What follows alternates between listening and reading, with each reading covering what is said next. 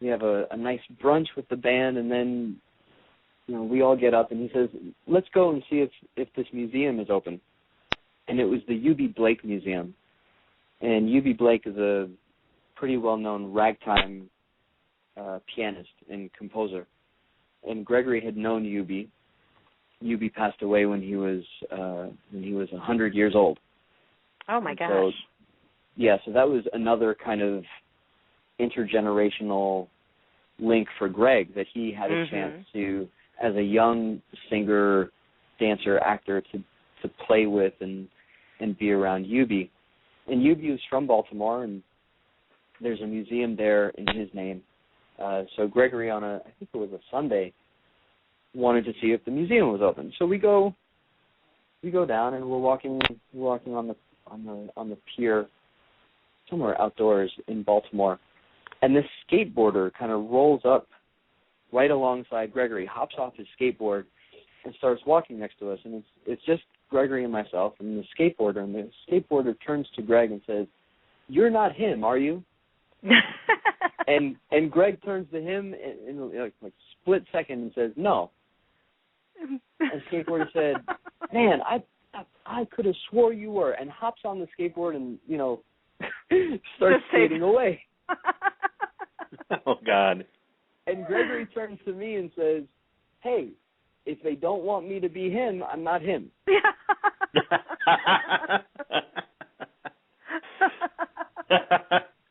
Yeah, if he would have rephrased that question in a little bit different way, he might have gotten the answer he wanted. His afternoon would have been completely different. Right? That is too funny. Well, is there something you would ask Greg now or tell him if you could? I would tell him thank you every day. And there have been moments, kind of as challenges come up just in life in general, that I would have loved for him to have been around now for me to say, "Hey, how did you balance this out?" Or you know, when this opportunity comes up, what are the questions that I need to ask? But I was really blessed to have some of those experiences come up before he passed away. So I have some idea of his outlook in general, his way of thinking. Yeah, and that's something that I can still, you know, and I still do use on almost a daily basis to say, oh, all right, well, where would he go? What would he be thinking about? You know. Yeah. Well, you spent so many years together. How could you not know the way his mind would think? You know, sometimes certainly with tap dancing and your career and so on. Yeah, well, it's such a challenging thing with dancers because, you know, Greg was on the road a lot, so having time together, it was almost kind of this heightened sense of attention that I would have and that I would want to have while we actually were in the same, you know, space at the same time. Right. You know, because there are things that slip through the cracks. I was rehearsing at Faisal's once. Faisal's was this old rehearsal space in New York on 8th Avenue between 46th and 47th, and it had been a rehearsal space since, you know, the 1920s. And anytime Gregory was in town, he would book a room in there, and he would enjoy walking around and listening into every other room and seeing what people kind of sounded like. And one day I was at Faisal's with a friend of mine, and we were working out, and the door just opens up, and Greg comes in. We're like, oh my gosh. And he spends like 10 minutes dancing with us, and he shows us something that he was working on, and, you know, we learn it. And then he just says, all right, fellas, I'll see you later, and he leaves. And you're like, did that just happen? Yeah, and I think in the shock of the moment, like, I don't remember that step that he showed us. So that kind of thing, that's the kind of thing that you beat yourself up over for, right. Eons to come. But, yeah, outside of that, I think I remember most of what's important. So. Right. Well, you wouldn't be where you are today if you didn't, so that's a good thing. Yeah. Now, I was thinking, have you ever thought of putting on a show with Gregory Hines and maybe even like Sammy Davis Jr. or other people that you've admired throughout the years as those computer-generated, real-life-looking people on stage with you? I can't remember what it's called, but they've been doing it lately where it looks like the actual person is on stage. I think that would be so awesome to see. Oh, like holographic imaging? Yes, that's it. Yeah, I don't know. I have a real problem with this idea of how much we want to kind of hold on to the past or really? Recreate the past in its entirety today. Yeah, just because I think, well, in the tap dance resurgence that happened from the 70s, kind of started in the 70s again. In the 50s and 60s, tap dance was not all that popular.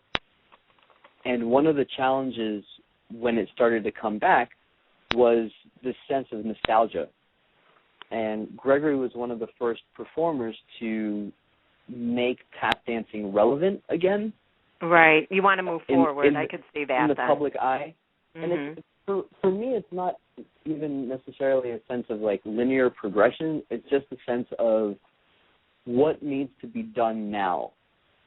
And it's because I really look at, even in light of the events today that are going on in Boston and, the kinds of things that confuse the state of humanity, the arts play a really particular role in reminding people of what it means to be human. Right. And part of that is knowing when it's okay to say, all right, this person lived, and you tell their story and kind of what their legacy was. For Greg being insanely generous and, understanding the balance of his life to a certain degree, but really exuding this type of joyous love, wherever he went. But also knowing that it's okay that he's not with us anymore. So because that provides the space for someone else to do what he did, but for today's society. Generation, yeah. Yeah. Yeah, I could see that. That makes a lot of sense. You have to keep growing and you have to keep moving on and build your own legacy, or somebody else needs to, build their legacy, but keep it relevant all at the same time. Yeah, I mean, if we're always telling stories of the past, then, and if we're always telling those stories in the way they were told, then you'll always have a generation that feels left out. Right. It's true. That doesn't feel like those stories are really speaking to them. When in fact, if you want to talk about love, if you want to talk about love, it's the same story over and over and over and over again. And it just matters that it's told in a way that people who are living today can kind of reconcile their life to that story. Right. That's true. So true. David, did you have a question? Yeah. Yes. Andrew, what do you think, Gregory, if he were alive, what would he say to you and all the young up-and-comers in dancing today? Oh, gosh. Well, every time that I was on the stage with him, and this is in live performance scenarios, he would tell me to take my time. So I think I think that note hasn't changed for me. Right. I think he'd continue to tell me, just to take my time and remember what's important in life, not to get too wrapped up in certain things. In terms of the younger guys, or it's kind of odd for me to even say that, but there are probably 2, if not 2.5 generations of tap dancers already coming up, and they're amazing, right behind me. I think he would want them to find their own voice. Good advice. Good advice. You want to be an individual besides being a team player, so. Yeah, and there's something that's happened in tap dance, and I think it's happened in other art forms as well, is that as a form becomes more technically advanced, people can do more things with their bodies. There's more complicated steps. It's actually more difficult for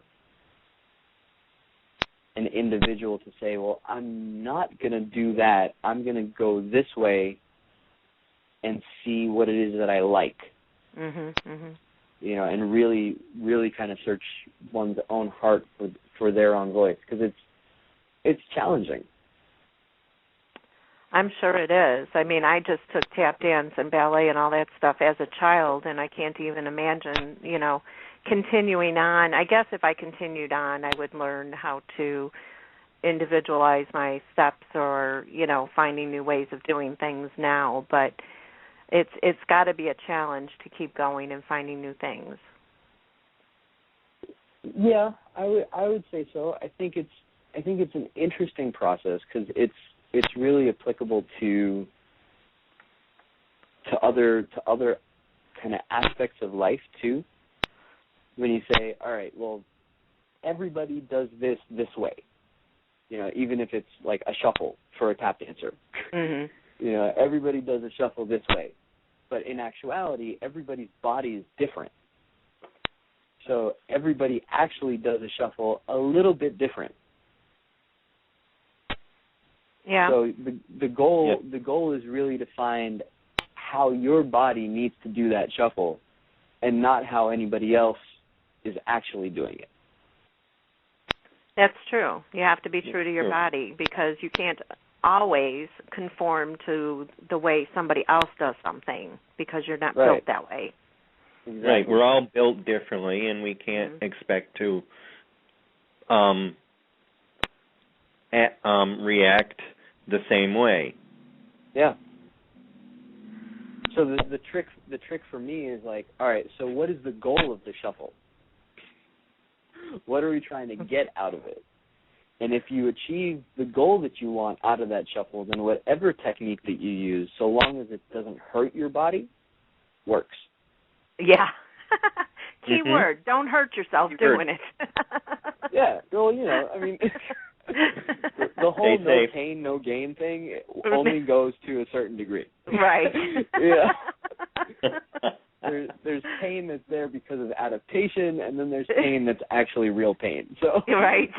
You do not want the latter. No. That's so true. Well, you and Gregory also co-founded Tap Legacy Foundation Incorporated. Tell us more about that. Well, the Tap Legacy Foundation really grew out of a series of conversations that I was having with other tap dancers at the time, and with my folks. And my folks kind of went on the same journey that I did as a tap dancer, because everybody I met, they met, and they ended up falling in love with the same guys that I fell in love with. So we realized that there's this generation gap in tap dancing, that when the Tap Legacy Foundation was founded in 2002, there were probably 15, 20 maybe 30 people that you could look at and say, okay, these are key